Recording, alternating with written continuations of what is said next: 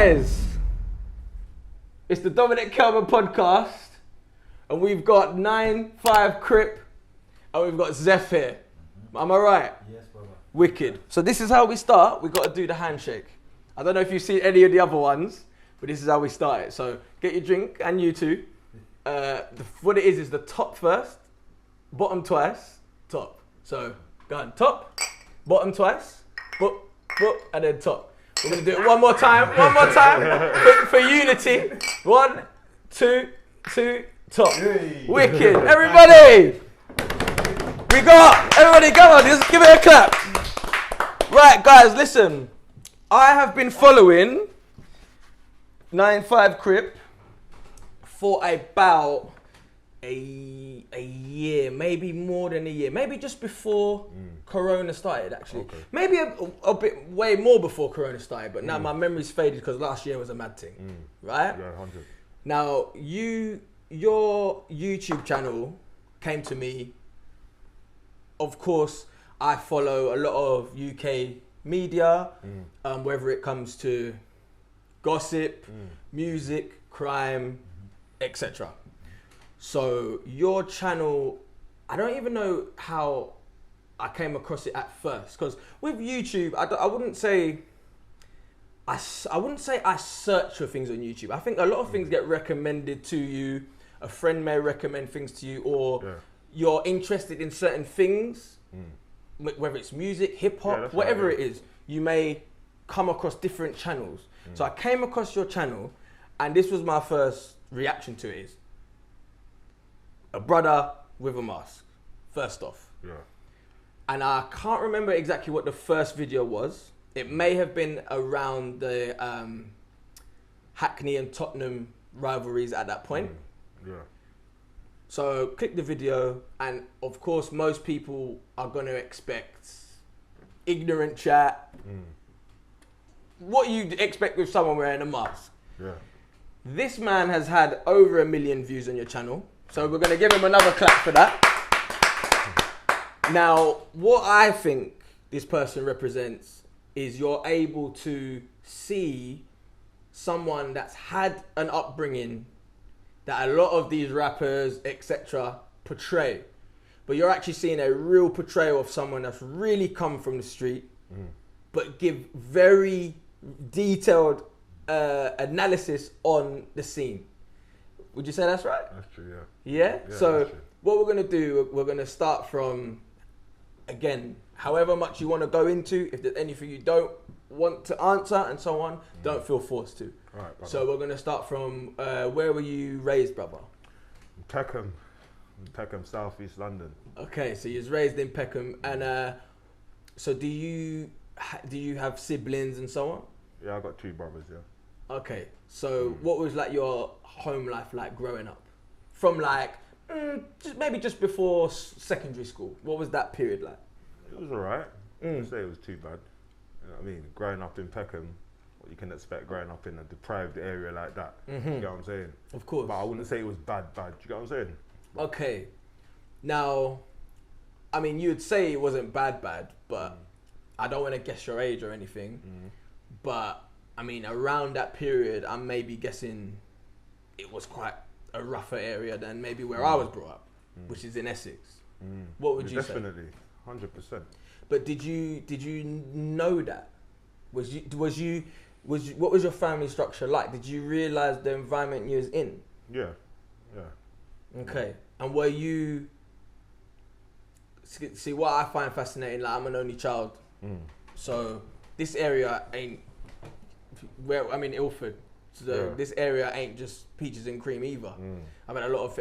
I'm not from the road, but I've had a lot of road situations in my life. Yeah. As a black man growing up around here. I'm 29 years of age, I've had a lot of things happen, and I'm not a part of that lifestyle. Yeah. So, like, what was going to school like? Even if you even went to school, I don't actually know. So what was that period of your life? I went to school partly, do you know what I mean? Okay. But it was as what you said, innit? A lot of gang violence and a lot of, like wars and whatever. So it was hard. It was hard in that sense, yeah. So the school you went to, so that was in Peckham? Yeah, I went Warwick Park. Okay, School. So at this point, because in this area, there's obviously different batches, black boys, and I would say Asians, Indians, etc. Yeah. That's how this area sort of, I would say, deciphers itself. It's not really a postcode thing in this area. Yeah. It has been when I've gone to more East London. Like I nearly got basically, well, no, we got told to strip to leave Leytonstone once when I was going to see a girl when I was about 17 because I'm from these ends, right? And I'm not a part of that life. So were you experiencing the postcode situation at that point in Peckham? Yeah. Well, it's more like a Lewisham and a Peckham thing, and Brixton now and again. Do you get what I mean? So it weren't so much infighting in Peckham at that time. It's got to that now. But back then it was more Lewisham and Ghetto sort of thing. Do you get what I'm saying? There was more unity back then. Okay, so was it more? Because obviously now there's a big divide in the area itself. I mean, the whole area is a war zone. So, I mean, if you're gonna sort of go towards your Moscow, to Zone 2, to etc. Like, was it when you were growing up? Was it just Peckham, Lewisham? Yeah. Right. So obviously you had beefs in like certain beefs in Peckham anyway, but it weren't as big as what it is now. Like so much infighting. Do you know what I mean?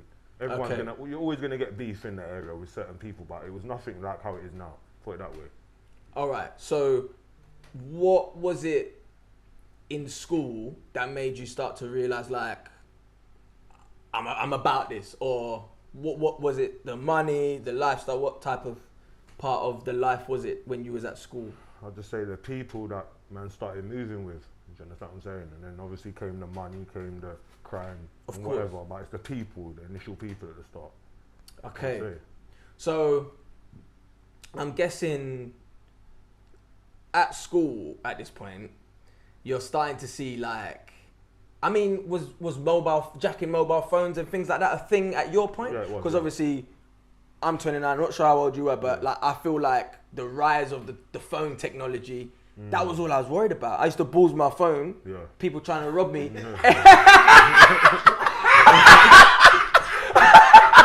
I swear down, I'm ballsing my phone, and it's like it's worth £40, £50. Now you've got little kids walking around in Valentinos, phone in their hand, Gucci scarf, and they're in year 7.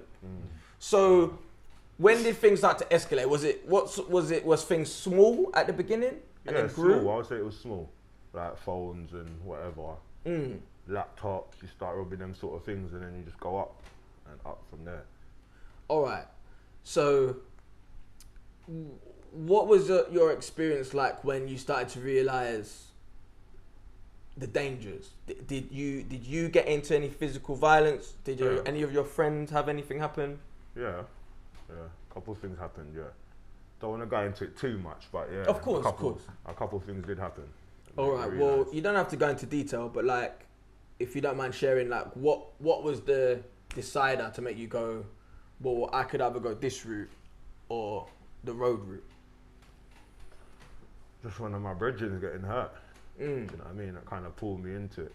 I understand. More, but the thing about what you've just said there, and that's why I love doing these podcasts, especially mixing worlds like this. Someone like me who's trying to understand your life is that I've been in so many situations where you're backing your boy. Yeah. You don't have to be a street person, but I think that there's more liability in the street for your friend to be killed. So I don't know what that's like. I've had close friends to me get really hurt. I've been really hurt, but I don't want to go into it. But I've had man that's been shot next to me. Do you get what I'm saying? Okay. That sort of thing. But I can't go too deep into the situation. But no, you don't have to. Like, let's not talk about specifics. But like. So that was in front of you, like how, like, just as a human, obviously you're cut from a different cloth than maybe most. Like, how does that make one like yourself feel? Good question, really. It's not a good feeling, to be honest, but it is what it is, isn't it? When you're going through war, you don't really see it for what it is at the time. Now I'm older, I can kind of see what the situations that we was in when we was younger is very dangerous. You get what I'm saying? I understand. Now, Okay, so so you're in Peckham, but are you actually a part of the YPB? So you was in YPB. Mm. All right. So is that just because of your postcode affiliation, or did you know Just people? the area that we grew up in, the school that I went to, that makes you initially affiliate of that, because that's what it was back then. Okay, so obviously for people watching in Peckham, they're obviously only ever going to know the SM1, PYGs, etc. How are they close to your situation? Well, that was what it was when we was younger, growing up. All of that just comes under the YPB, which is like younger Peckham boys. Right. At the time. So Okay. it just comes into Peckham boys. Whether you get Zone 2, whether you get SM1, it's all the same thing. Okay. That. So it's just obviously just different generations, maybe. Yeah, as well. that's what you can say. Yeah, the names have changed through the generations, but it's the same thing. Even now, you still see Zone 2 youths putting up YPB. Right, I didn't know that. I didn't realise that. Because I feel like there was a big, forum there. Obviously, we've got social media now, but the forum days, you would have obviously so many different people on the internet saying different stories and speculations of what's going on in the hood. So, I mean, for people out there, I don't think people realise what things are like to join a gang, for example. But is it the same in England as it is to America? So, for example, if you was to join the Crips or the Bloods in America, you have some people you have to be beaten up by 10 people. No, and it weren't like that. it is, It weren't Just like thinking, that. who's this brother? Like, what is that situation? No, it's just like you're back to man them, and when man see that you're active and that you're ready and that you're about a certain life, man will adopt you. Like my elders came to me in school and asked me like, do I want to join it? And I said, yeah. So that's what it was, more initiation like that back in school. Okay. You get initiated. Okay. So at that time, you don't have social media. Yeah. So you've got phones, email. Yeah.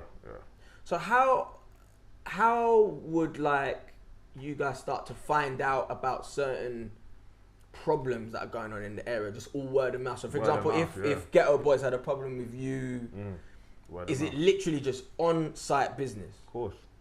Just on-site. So did that not used to scare you? As I said at the time, you're just fearless, innit? When you're young, you're fearless. You don't care. It's more fun, to be honest with you, at the time. Okay. You're doing it, going out with your mandem and doing what you have to do, especially coming back on a mission when you completed it. And you know what I mean? It was more excitement. But as I've got older, you can kind of see like the detriment that it's caused. You get me? Oh, of course, of course. Well, deep question for you. I mean, what do you feel like it's done to you? Boy. That was a deep one, right? It's done a lot, you know? Yeah. It's done a lot still. You know what I'm saying? It's made me wiser. Yeah. It's made me road smart. You know what I'm saying? At the same time, it's made me have like post-traumatic stress of certain situations. You know what I'm saying? Yeah. Like, trauma of certain situations. You know what I'm saying? So it's done a lot, brother. Because even like this situation, you know, I've had a lot of different types of people come on this podcast and whatever, but people that have been in war and so on, they treat this situation like they could possibly be being set up. You never know. So I think it's interesting for me to see how it affects people over a period of time. Because you've got your channel now, right? Yeah, that's right. So talk to me about how you began it, or like just started it. When did you start it? I started it probably 2 years ago. 2 years. About 2 years and a bit now. Do you remember your first video? Yeah, it was like a Nines video I done about the situation that happened with him. Do you know what I mean? And I was just letting off steam, car. We live a certain way around our area. So when we're not seeing certain things happen, then obviously man have to speak on it. And that's, you see what happened with that video, and that's what kind of started the role going on, you get me? So was that your first one? Because I think either that or the Tottenham versus Hackney. No, that was a bit down. Like the first one was the Nines one. Because that got nearly 50,000 views, 80,000 views. I haven't gone back on the views on that. Don't worry, I've got a list of videos. Don't worry. I've been doing my research because I'm not lying to you. Like, I got addicted to your videos because every subject you speak about, your perspective on each thing is so good coming from you. Thank you. I respect that, brother. And the reason I say that is because of your history and the way you're so articulate with what you're saying and the different perspectives. And trust me, we're going to go through some of them, some of the highest views that you've had on some of them videos, and sort of go through different ways of thinking. But like, how have you dealt with it personally, with the whole YouTube thing? Do you like the comments? Do you... It's alright, you know, I've just got used to it now, innit? Like, at first I was a bit, because it's not something I would normally do, to be honest with you. Of course. Do you understand that? Yeah, of course. From the sort of life that I live, but like, people kept telling me to do more. They want to hear my perspective on certain things, and I want to do it for the people and to make a change as well. Do you understand? But was people telling you that because you would be seeing things and telling your perspective to them, and they realise your perspective's good? Well, just a perspective that a lot of people think but don't say. That's it. Right. You get what I'm saying? And from the life you live as well, because I think a lot of people from the life you live may be scared to give those opinions because of what people in your life may think of you. Yeah. So have you had any problems like that? I've had a few men say to me, don't do it because of that said reason. Do you get me? They don't like being out there, and I come from that cloth as well. I don't like being out there. But, you know, it's something that's just been thrusted upon me, so I gotta...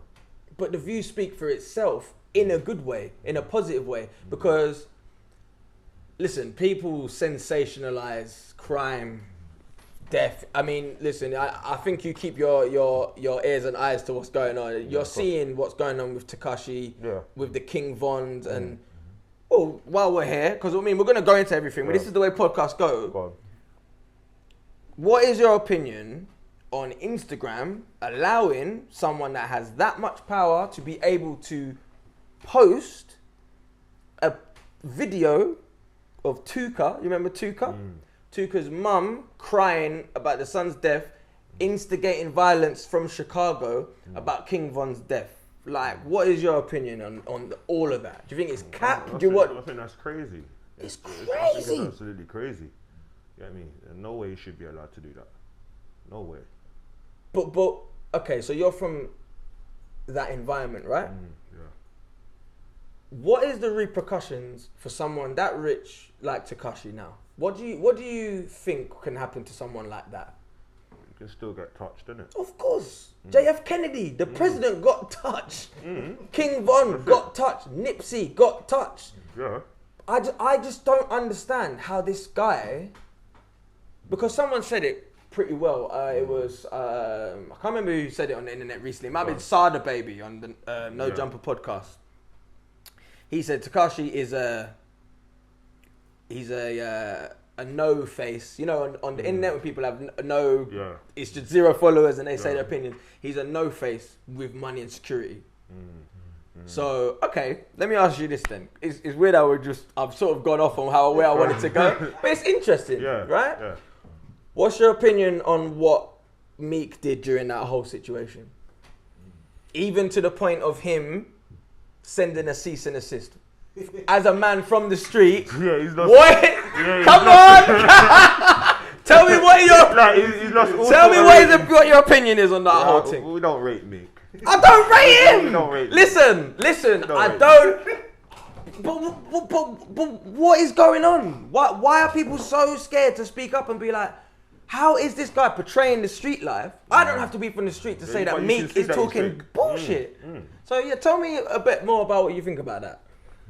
Yeah, I just think it's the money that's turned him round, innit? Maybe he started from a real standpoint, but when you get to a certain amount of money now, it changes you as a person, innit? If you're not a certain person, do you get what I mean? I understand. But what I mean is, you can see like a clear rift in people that are just so quick to get on the internet. This is hip hop.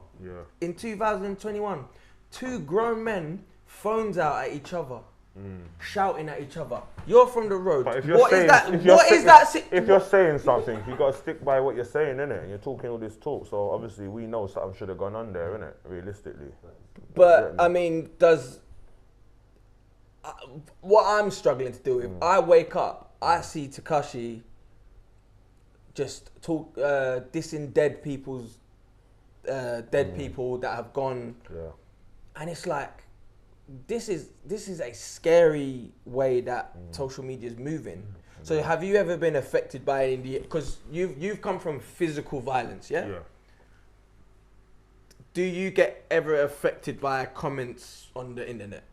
Nah, not really. At first, I used to get like defensive about it. Do you get what I'm saying? Because that's just the character that I am, is on the place where we're from.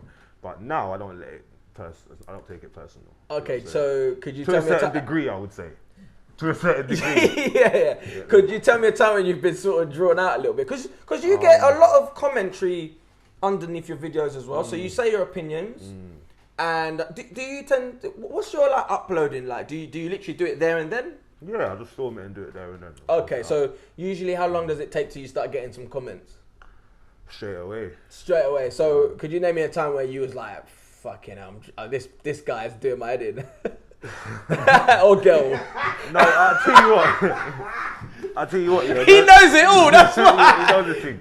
But there was one incident. Obviously, I'm not gonna say what area or whatever, where someone said something, and like in this internet thing, yeah, it's like a thing where you have to prove yourself, innit? Okay. From where I'm from, do you get what I'm saying? So if someone said something to me, you get me. This guy must have made a video, and he was questioning certain things that I was saying in a respectful way. But to me, it still kind of felt like... Coming across... Yeah, so obviously that one day I had to address that, innit? There's a few things behind the scenes I've addressed, innit? but I mean, what are they like constant people? No. Okay, but what, can you like... Because I know there's a lot of people that they try and find where these trolls are and like try and find them, which I think is real talk. Because I think this generation really needs a shake-up. Like... People really believe they can just say whatever they want on the internet. No, there's consequences to that. But these guys think that they won't get boxed in their face, or or worse. But that's a scary thing because it's becoming more and more that this shit's happening. So okay, so your Nines video was about him getting touched out of the push. Yeah. So did you get any problems from that yourself? No.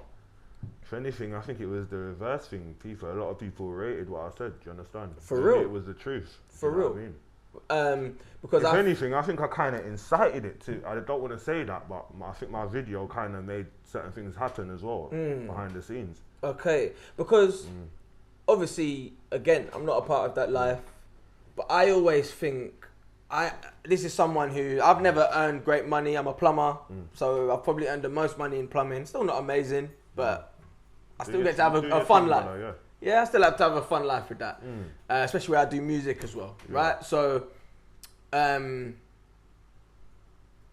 feel like if I got to that level, and I've got that level of problems in one of the highest gun rates in the country, why am I around by myself, driving around? But is that stupid of me to think? No, it's not stupid. It's like you should be moving better. That's what my whole video was as well. You should have been moving better. There should have been a few people in place. You know what I mean? So how does that work then? So, okay, so you've got you come from Peckham, you become this star. Talk to me about like, what is the dynamics? Because I always think of something like this, like Kai's just dropped today, yeah? Big up Kai's, I think he's one of the coldest MCs. But I also feel there's something missing with him. He's not being pushed enough or pushed right. So how does that work when someone like, for example, Gigs blows up and then there's a lot of people around, like, so that you don't get into a Nine situation? Like, how would you, in your lifestyle, how would you deal with that? The people around you, that's the main thing. The people around you. But is there so there's a hierarchy? Yeah, of course. Okay. Of course, there has to be a hierarchy. How is that proved though? Money, violence, how is that dealt with? Violence, to be honest with you. Okay. Violence and then like the money. Okay. So is that like distributed to people that are basically just on more crud than others to keep the person that's keeping the money afloat? Yeah, of course, yeah. Okay. Because I think it's just a crazy thing for me to think about. Because I always think, you know, if these people get famous from the hood, it's like people want them to fail. Like, of course. People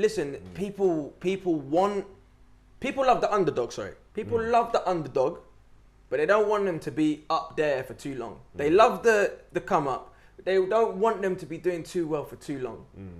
Yeah, do you know what I'm saying, boys? Yeah. Yeah. So, like, is there a part of the hood that makes you feel like that? Have you been in them situations? 100%.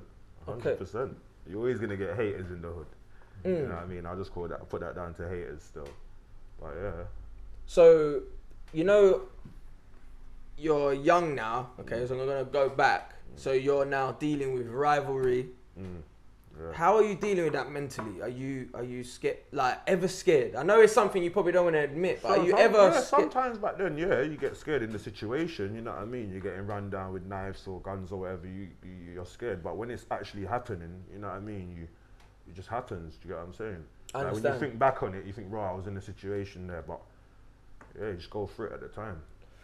So, someone who's on the outside, and for the people watching as well, yeah? So you've got, for example,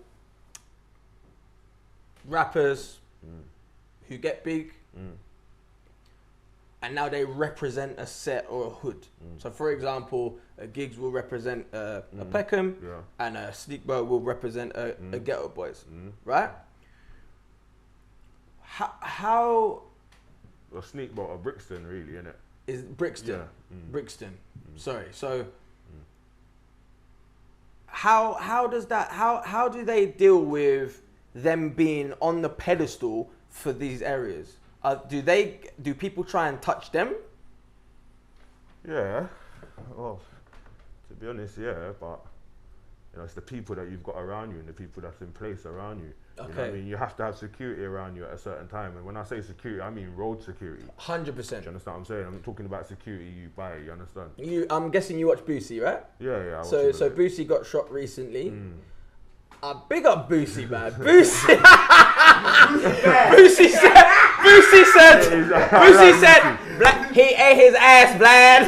He ate his ass, blood. Listen, why I love Boosie, because you know he got shot recently, and every single thing on the document for the police, he said, don't know. So he's really a part of that morale. No, it doesn't mean he's living that life now, but he's a part of that morale. He comes from the cloth, same type of cloth as you. So talk to me about just the levels of what people deem as snitching, because there's so many different types. Like, okay, let me just ask you, blank code, what is your definition of snitching? Boy, man, them on the road going through something and you're talking. Any sense of talking to me is snitching. Anything. Any sense of talking is snitching. So if like, just any talking to the police, basically. So if you're from the road, should you just keep if you're quiet? from the road and you're from that road life, any talking to the police is out of the question. Okay. In my eyes. So would your advice be they just be quiet the whole thing? Don't talk. Okay. Have you been in prison before? No. Okay. How long, if you don't mind me asking? 6 months. Okay. Okay. So you've met a lot of different types of people inside. Yeah. I'm trying to say, do you find out quite quick who snitched inside? Obviously, yeah. But how is that? Just through word of mouth? Word of mouth, man. Okay. But have you seen situations where it's foggy? It's a grey area of snitching. There's been a few situations, yeah. Could you explain one to me, just so that the people watching can understand what a grey area could be? But that could still be life-threatening, right? Well, it's like a young child snitching. A child like us about 13, 14 talking on the man them. That's a grey area, do you understand? 'Cause Right. it's a child, innit? Do you understand? So that's where it gets grey for man them. But And that's happened. Examples of that have happened. Because the morals of street people, a lot of the time, people don't really realise that, you know, people from the street aren't out here doing paedophilia, murdering people for no reason, blah, blah, blah, blah, blah, etc. You know, if you look at the mafia, but because people are black, they use it differently. They name it differently. The mafia, they do a lot of things inside. It's like people who are civilians can just look at it like, oh, they're just killing each other. But they name it differently if you're black.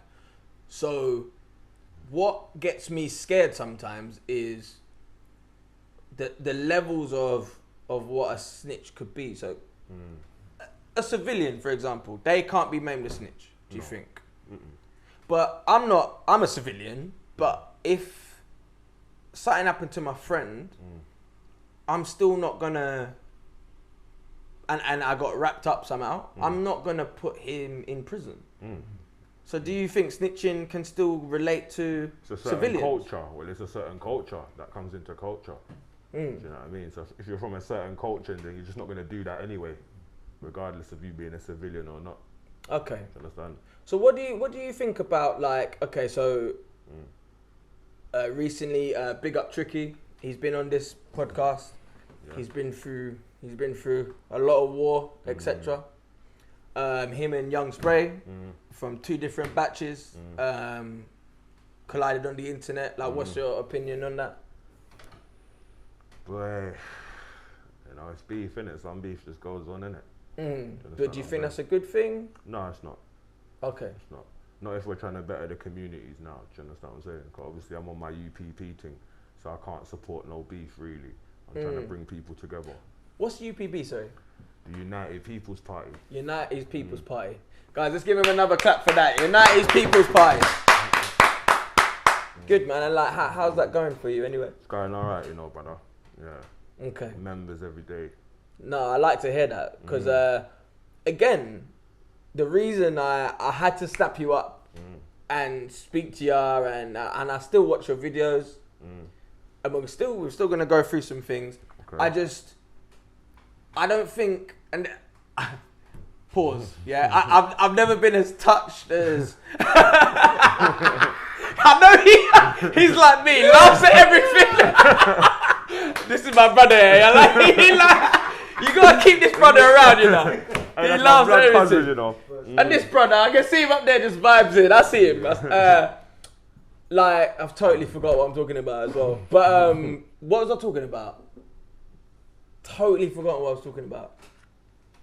But yeah, sorry. So just the way you come across, that the pain and the experience, and that you're not like, there's so many people that are gloaters. They want to gloat about prison. They want to gloat about the life. They want to gloat about being shot. And like, what do you think about when you see that sort of thing on the internet? Because it's all the time lately. Yeah, I know. I don't really like it, to be honest with you.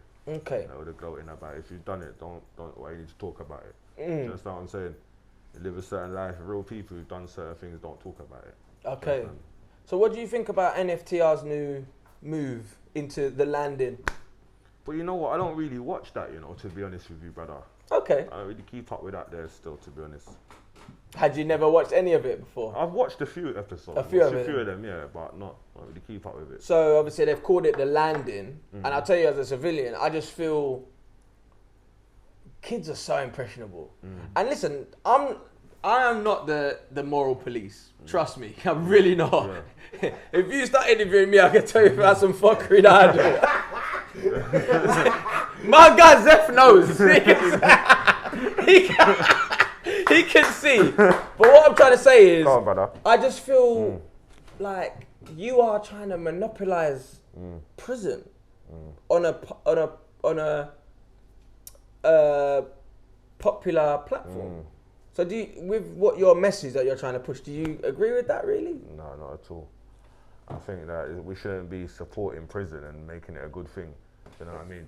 It's not a good thing that you go to prison. Do you understand what I'm saying? But, okay, so I'll ask it in a different way. Like, so when you were young, and you was going through it, did you ever get... I mean, I'm not a part of that life, and sometimes I think about what it would be like. I mean, I've been locked up for 24 hours before, or just on some stupid thing. But what I'm saying is, just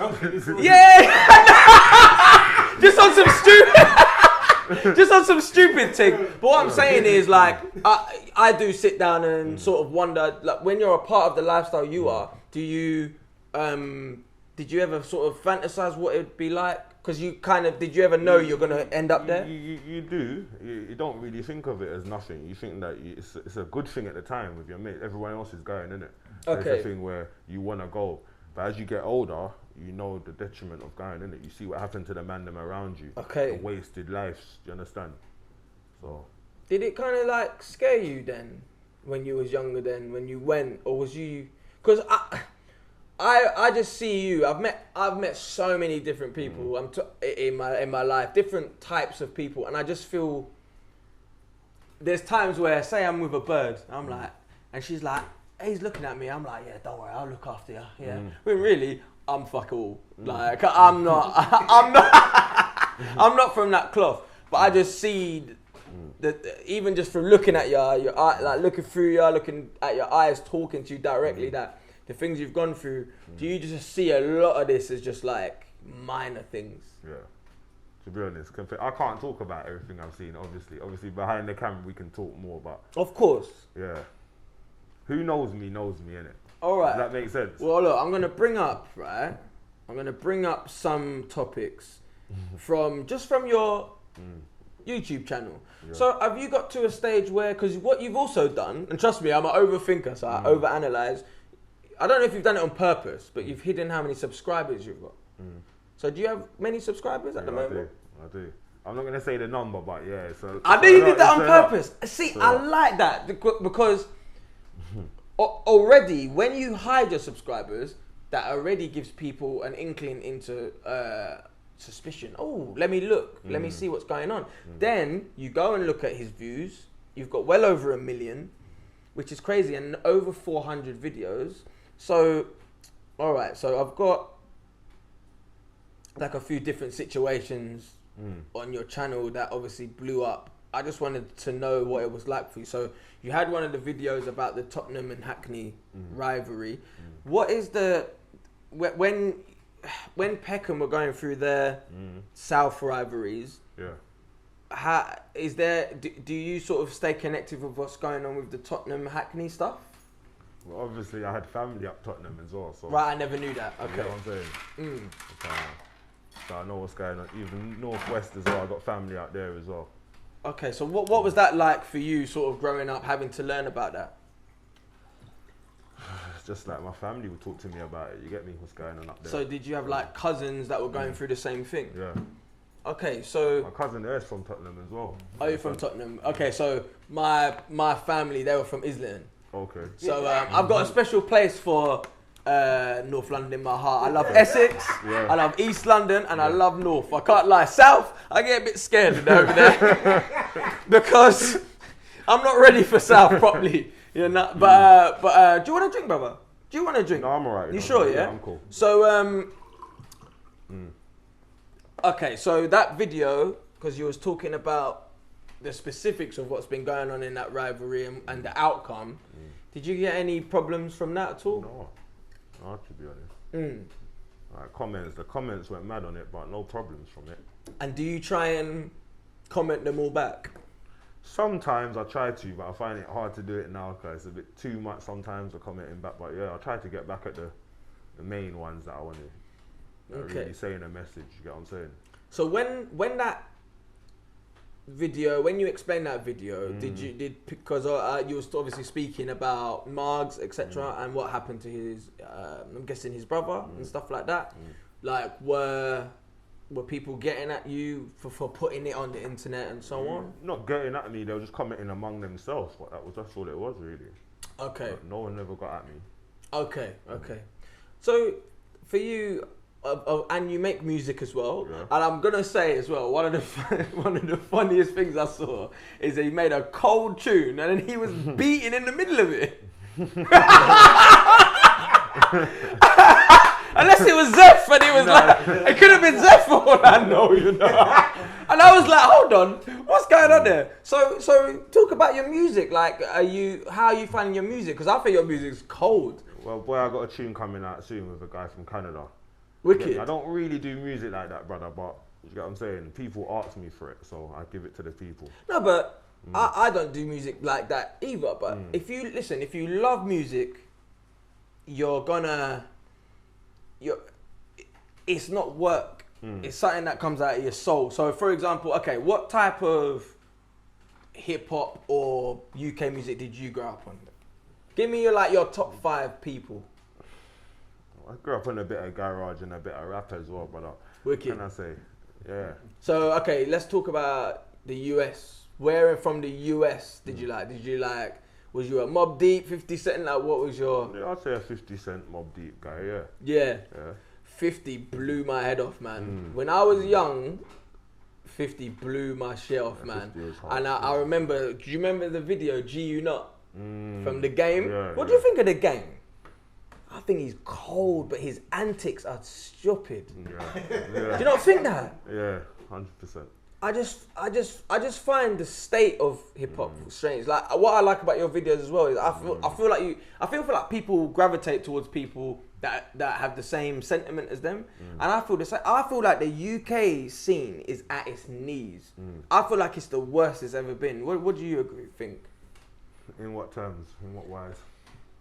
Content, lyrical ability, production. So, yeah.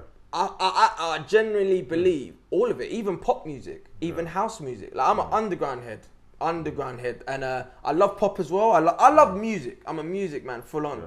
But like right now, like I find it all trash.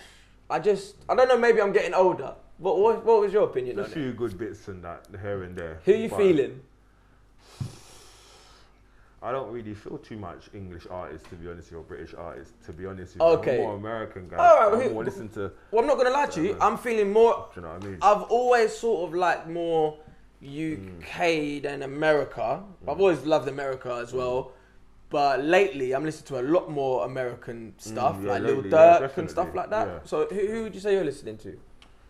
Well, I'll say I'm listening to like Brooklyn, the Brooklyn thing, a lot of South, man. Schmurder's back. You know what I mean? Yeah, he's back now. So yeah. But what do you think about Schmurder? I think he's real still for what he done. That was a real move for what he done. I'm not gonna lie to you. Yeah, I gotta rate that. As someone again, not from the streets, to think that. Okay, I like to do this. Think back to when they weren't in prison. That they've been young boys, rich, put against each other. And remember, Bobby Schmurder was only put away for conspiracy. So we still don't really know. He said he will take more time to make sure his boy has the same time, right? Am I correct there, yeah? And in hindsight, we thought maybe Bobby Schmurder is going to come out way later than Rowdy. But they've come out for 3 months apart, which is crazy. But I mean, what do you think is going to happen from now with that though? Because some people are speculating that he's a rat. I don't think so. I don't think so. I don't know. I can't never say 100% the next man. You get me? But, of course. But I wouldn't say so. I wouldn't say he ain't no rat. Okay, so look. Lastly, we'll go through. So you're a Crip from London. Okay, so talk to me how that works, because I felt like that. I've always sort of known that Crips and Bloods affiliate in London, but not fully. I've not really heard too much about it. Like, what would you say, it is like now? How does it work? It's on the rise right now, as you can see. We've got a lot of artists and that's becoming Crip and all that now. Of course, I've seen Digger, etc. So obviously, like, it started back in Brixton back before. You get me? Then it died out a bit, and then I brought it back. Do you understand? I brought out my own set from Peckham, like Bermondsey, Old Kent Road. Do you understand? Okay, so how does that work?